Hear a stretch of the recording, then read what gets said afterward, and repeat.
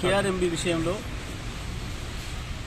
CM Revanth Reddy, irrigation శాఖ మంత్రి ఉత్తమ్ కుమార్ రెడ్డి తప్పించుకునే ప్రయత్నం చేస్తూ ఉన్నారు. గుమ్మడికాయ దొంగలంటే భుజాలు తడుకున్న పద్ధతుల్లో కేసీఆర్ పైన దాడి చేసి తప్పించుకోవచ్చనే ఒక ముఖ్య ప్రయత్నం చేస్తూ ఉన్నారు. కేసీఆర్ గారు ఇంకేం మాట్లాడలేదు, దానిపైన బయటికే రాలేదు.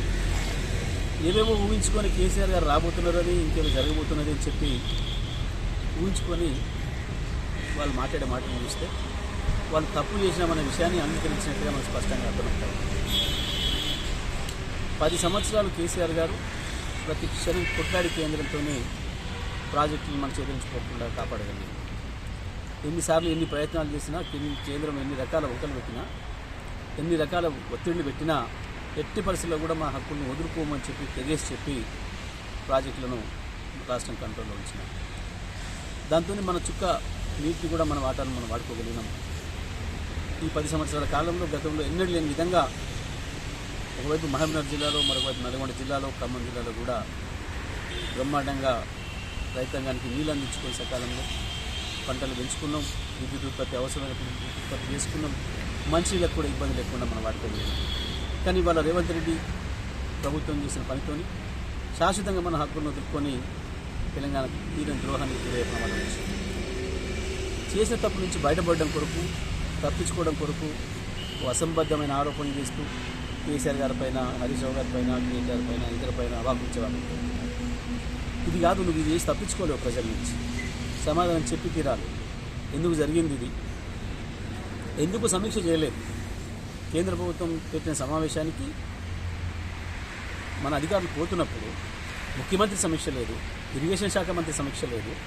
అధికారులు వెళ్ళి చాలా ఆయాచితంగా అప్పచెప్పి రావటం, ఇవాళ వచ్చిన తర్వాత తలా ఒక మాట మాట్లాడి తప్పించుకునే ప్రయత్నం లేదు. ఇది మామూలుగా జరగలేదు. రేవంత్ రెడ్డి కేంద్రంతో ఏదో లోపాయకారి ఒప్పందం చేసుకునే ఇంకెక్కడో లబ్ధి పొందడం కొరకే ఇవాళ రాష్ట్ర ప్రయోజనాలని, తెలంగాణ రైతాంగ ప్రయోజనాలని తీసుకుపోయి తాకట్టు పెట్టింది ఢిల్లీకి. ఇక దీంట్లో నుంచి తప్పించుకుందామనుకుంటే సాధ్యం కాదు.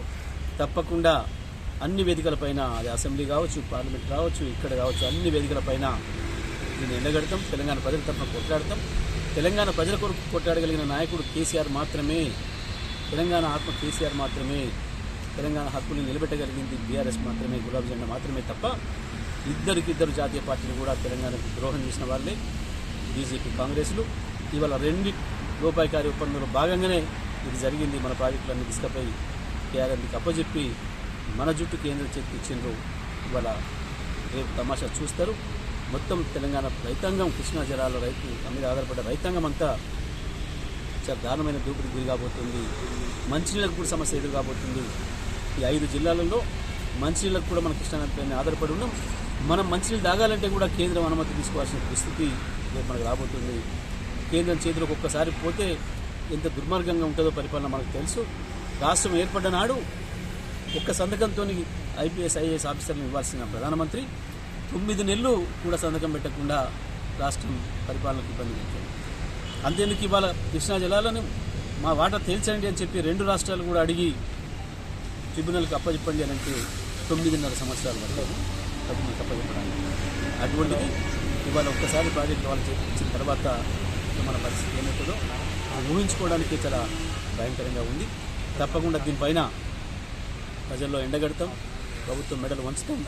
మళ్ళీ మన ప్రాజెక్టులు మనం తీసుకొచ్చేంత వరకు కూడా ఎట్టి పరిస్థితులు కూడా కేసీఆర్ గారు వదిలిపెట్టేది ఉండదు.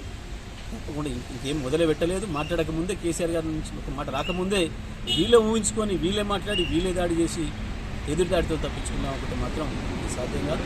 తప్పకుండా తెలంగాణ ప్రజల ముందు వీళ్ళిద్దరు కూడా దోషులుగా నిలవాల్సిందే.